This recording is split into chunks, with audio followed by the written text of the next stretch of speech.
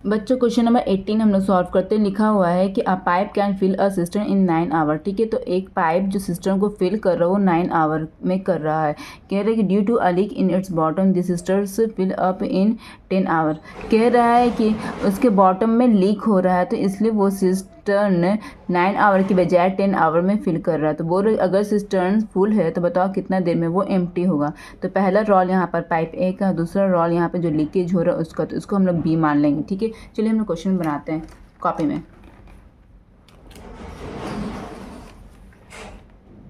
Question number हम लोग कौन सा बना रहे थे यहाँ पर? क्वेश्चन नंबर हम लोग यहाँ पर 17 बना रहे थे। ठीक है, क्वेश्चन नंबर हम लोग यहाँ पर नहीं, क्वेश्चन नंबर हम लोग यहाँ पर 18 बना रहे थे। सॉरी, यहाँ पर क्वेश्चन नंबर हम लोग 18 बना रहे थे। ठीक है, तो यहाँ पर पाइप ए जो कर रहा है वो फिल कर रहा है। क्या कर रहा है? पाइप ए कर रहा है वो फिल कर रहा है कितना में, कितना घंटे में बताओ? फिर असिस्टेंट कितना घंटा में फिल कर रहा है? इन 9 आवर में फिल कर रहा है। ठीक है, तो 1 आवर में वो कितना करेगा? ए फिल कितना करेगा? इसका रेसिप्रोकल 1/9 ऑफ द सिस्टर्न। ठीक है, ये समझ में आ गया, इतना फिल करेगा वो। ठीक है, अब यहाँ पर क्या कह रहा है? यहाँ पर कह रहा है कि जब लीकेज भी हो रहा है और पाइप ए फिल भी कर रहा है दोनों, तो लीकेज वाला का हम लोग लीकेज वाला को एल मान लेते हैं। तो जब पाइप यहाँ पर लिख दो, जब पाइप ए मतलब कि हाँ यहाँ पे क्या कर रहा है? यहाँ पर पाइप ए फिल कर रहा है और लीकेज भी हो रहा है, जब दोनों मिलकर साथ में काम कर रहे हैं तो तब सिस्टम जो फिल हो रहा है वो कितने घंटे में फिल हो रहा है? वो फिल हो रहा है 10 आवर में फिल हो रहा है। तो 1 आवर में कितना फिल होगा? जब A plus L, A for pipe A, L for leakage, A plus L जब 1 आवर में होगा तो कितना कितना टंकी फिल होगा, कितना सिस्टम का पार्ट फिल होगा?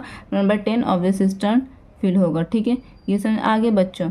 अब यहाँ पर क्या कह रहा है? कह रहा है कि लीकेज अगर अकेले कि अगर वो सिस्टम फुल है तब कितना देर में वो खाली होगा। खाली कैसे होगा? जब लीकेज होगा। तो यहाँ पर लीकेज का रोल यहाँ पर मांग रहा है, तो 1 आवर में लीकेज, एल फॉर लीकेज। ठीक है,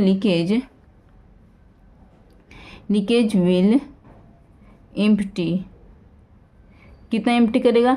ये 1 आवर में ए फिल कर रहा है इतना, और 1 आवर में ये लोग दोनों मिलकर काम कर रहे तो इतना फिल कर रहा है। तो ये इस काम में से ए वाला काम हटा देंगे तो लीकेज का काम निकल जाएगा ना। तो यहाँ पर लिखो 1/10 माइनस 1/9। ठीक है, दोनों का एलसीएम कितना होता है? 90।